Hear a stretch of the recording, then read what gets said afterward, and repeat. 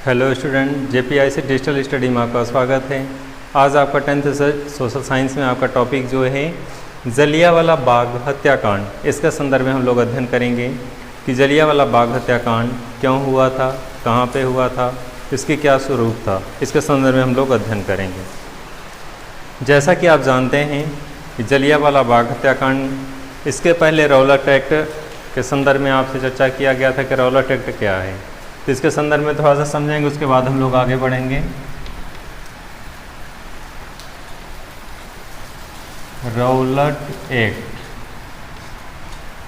या फिर इसी को रौलेट बोलते भी हैं, रौलेट भी बोलते हैं। तो रौलट एक्ट या रौलट एक्ट पारित हुआ था। यह ऐसा कानून था जिसे काला कानून का नाम दिया गया।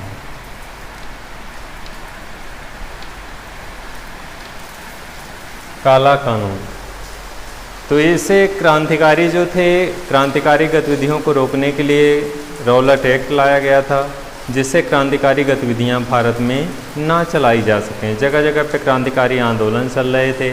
गांधी जी के विपरीत, जैसे गांधी जी शांतिमय तरीके से आंदोलन कर रहे थे, लेकिन क्रांतिकारी जो है हिंसा के रास्ते पर चल रहे थे। हथियार के बल पे देश को आज़ाद कराना चाह रहे थे, हथियार के बल पे अंग्रेज़ों को बाहर भगाना चाह रहे थे।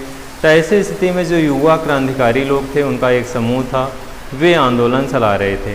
तो उनके आंदोलन को, उनके गतिविधियों को रोकने के लिए रौलट एक्ट लाया था। एक ऐसा अधिनियम लाया गया था जिसमें केवल शक के आधार पर किसी व्यक्ति को गिरफ्तार करके नज़रबंद कर दिया जाता था।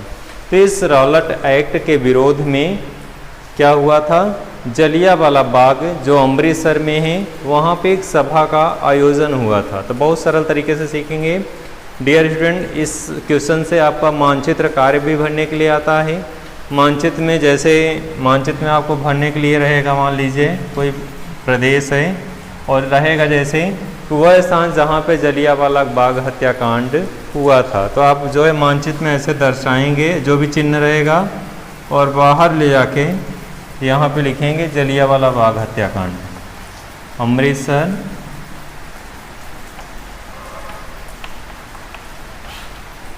पंजाब में है। ये अमृतसर में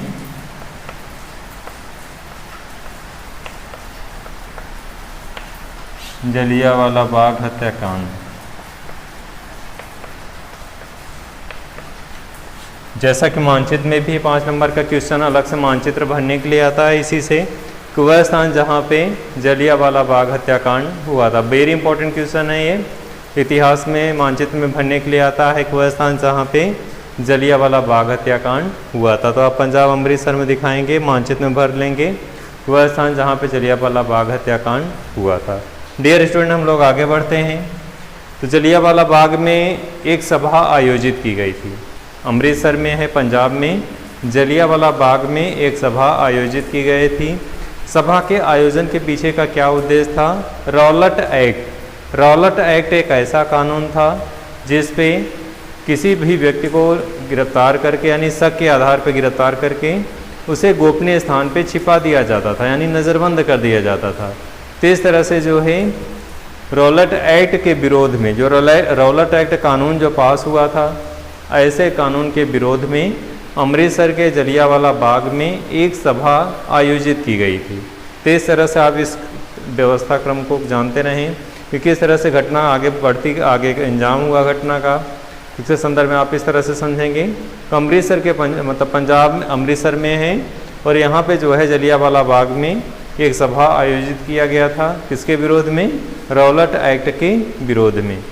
ऐसे स्थिति में जनरल डायर ने चारों तरफ से गेट बंद करके, उस बाग में जो गेट थे वो बंद करके, और पुलिस को गोलियां चलाने का आदेश दिया था। इसमें हज़ारों की संख्या में लोग मारे गए थे।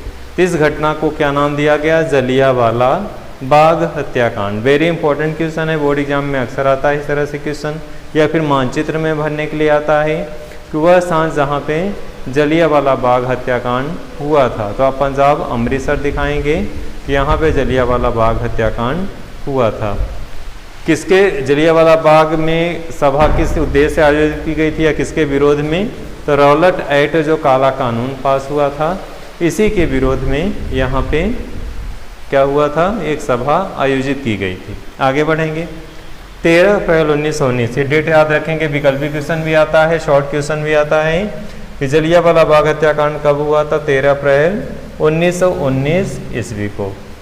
रॉलेट एक्ट के विरोध में एक सभा आयोजित की गई थी, जिसमें जनरल डायर ने, अंग्रेज अधिकारी था, अंग्रेज पुलिस अधिकारी था, जनरल डायर ने हथियारबंद सैनिकों के साथ पहुंचकर पार्क के सभी गेट को बंद करके अंधाधुंध गोलियां चलाई। यानी जनरल डायर ने आदेश दिया था गोलियां चलाने का, जिसके कारण पुलिस ने गोलियां चलाई और हजारों की संख्या में बेगुनाह बेकसूर लोग मारे गए।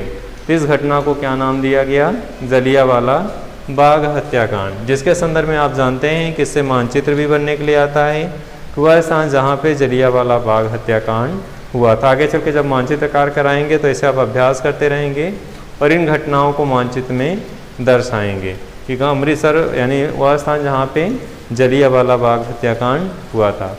इस घटना की घोर निंदा की गई, हजारों लोग मारे गए, निहत्थे सभा पे गोलियां चलाई गई थी। पूरे भारत में जो है आंदोलन उग्र हो गया, जगह जगह पे लोग चक्का जाम करने लगे, आंदोलन करने लगे, रैली करने लगे। पुलिस बल ने लाठियां चलाई, बहुत ज़्यादा अतिक्रमण किया गया, लोगों को बहुत ज़्यादा जो उनके अंदर आक्रोश भरा था। ऐसी स्थिति में पुलिस ने हर जगह बल प्रयोग किया, ज़्यादातर लोगों को जेलों में डाल दिया गया, कुछ लोगों को लाठियाँ चलाई गई जिससे बहुत लोग घायल हुए। इस घटनाक्रम से पूरे भारत में एक कह सकते हैं आक्रोश की लहर दौड़ गई। पूरे लोगों के, पूरे देश के लोगों के अंदर ये आक्रोश भी आता था कि इस घटना, एक ऐसी घटना जो निहत्थी सभा पे गोलियां चलाना, बेकसूरों की जान लेना गलत था, जिसमें हजारों की संख्या में लोग मारे गए थे। तो इस घटनाक्रम को क्या नाम दिया गया, जलियांवाला बाग हत्याकांड। ये बहुत ही महत्वपूर्ण क्वेश्चन है, बोर्ड एग्जाम के दृष्टिकोण से अक्सर आता है और मानचित्र के दृष्टिकोण से भी महत्वपूर्ण है। मानचित्र में भरने के लिए आता है वह स्थान जहाँ पे जलियांवाला बाग हत्याकांड हुआ था। तो इस तरह से जनरल डायर के इस कांड से, इस घटनाक्रम से जो उसने निंदनीय कार्य किया था, निहत्थे सभा पे लोगों पे गोलियां चलाई थी, बहुत गलत कार्य था, निंदनीय कार्य था। ऐसी स्थितियों में उसके आगे चल के उसे जांच टीम बैठाई जाती है और उसे बरी कर दिया जाता है। इस घटनाक्रम को उसे बरी कर दिया जाता है कि वो दोषी नहीं पाया जाता। तो इस तरह से घटनाक्रम को क्या नाम दिया गया, जलियांवाला बाग हत्याकांड। किसके विरोध में किया गया था, रॉलेट एक्ट के विरोध में एक सभा आयोजित की गई थी। तो इसको कंठस्थ रखेंगे। रॉलेट एक्ट एक काला कानून था और क्या किस लिए था ये कानून बनाया गया था, कि ऐसे क्रांतिकारी गतिविधियों को रोकने के लिए जो पूरे भारत में शस्त्र के बल पे भारत में आंदोलन कर रहे थे, शस्त्र के बल पे भारत में क्रांतिकारी गतिविधियों को क्रियान्वित कर रहे थे। तो ऐसे क्रांतिकारी घटनाओं को रोकने के लिए, ऐसे क्रांतिकारी लोगों को, समूह को बनने से रोकने के लिए एक कानून लाया गया, एक विधेयक लाया गया, जिसे क्या नाम दिया गया, रॉलेट एक्ट। और इसके तहत किसी भी व्यक्ति को बिना किसी मतलब केवल शक के आधार पे, संदेह के आधार पर किसी व्यक्ति को गिरफ्तार करके नज़रबंद कर दिया जाता था, या अर्थात गोपनीय स्थान पे कहीं पे छिपा दिया जाता था। उस पर कोई कानूनी प्रक्रिया नहीं चलती थी, कोई मुकदमा दर्ज नहीं होता था। तो इस तरह से गलत था। क्यों गलत था, क्योंकि किसी व्यक्ति को केवल संदेह के आधार पर गिरफ्तार करके नज़रबंद कर देना गलत है, किसी गोपनीय स्थान पर ले जाके छिपा देना गलत है। और इस चूँकि न्यायिक प्रक्रिया इसमें नहीं थी। न्यायिक प्रक्रिया क्या होती है, जैसे कोई व्यक्ति गलत कोई कार्य करता है, किसी केस में फंस जाता है, तो आप न्यायालय के माध्यम से उसे क्या करते हैं, छुड़ा लाते हो। लेकिन यहाँ पे क्या घटना थी कि उसके ऊपर जब मुकदमा ही दर्ज नहीं होता था, तो ऐसे कंडीशन में उसे न्यायालय में कैसे प्रस्तुत किया जाएगा या कैसे उस पर मुकदमा चलाया जाएगा। तो इस तरह से एक ऐसा कानून जिस पर बिना मुकदमा चलाए केवल शक के आधार पर गिरफ्तार करके किसी गोपनीय स्थान पर छिपा दिया जाता था। तो इस तरह से ये काला कानून लाया गया था और इसी के विरोध में 13 अप्रैल 1919 को अमृतसर के जलियांवाला बाग मैदान में सभा आयोजित की गई थी। और इसी सभा पर जनरल डायर ने चारों तरफ से घेर करके पुलिस को गोलियां चलाने का आदेश दिया, जिसमें पुलिस गोलियां चलाती है और हजारों की संख्या में लोग मारे जाते हैं। तो इस तरह से घटनाक्रम बहुत ही निंदनीय है। भारतीय इतिहास में बहुत ही ऐसी घटना, दुर्दांत घटना जनरल डायर के द्वारा की गई, जो भारतीय निहत्थे लोगों की हत्या की गई, बहुत ही गलत था और उसे आगे चल करके उसे बरी किया जाता है। उसने कर्तव्यपरायणता के कारण जो है गोलियां चलाई थी। तो इस तरह से घटनाक्रम की निंदा की जाती है और भारतीय इतिहास में से क्या नाम दिया गया, जलियांवाला बाग हत्याकांड। डियर स्टूडेंट, इस वीडियो को यहीं समाप्त करते हैं विषय वस्तु को। फिर से नए विषय वस्तु के साथ प्रस्तुत होंगे। धन्यवाद।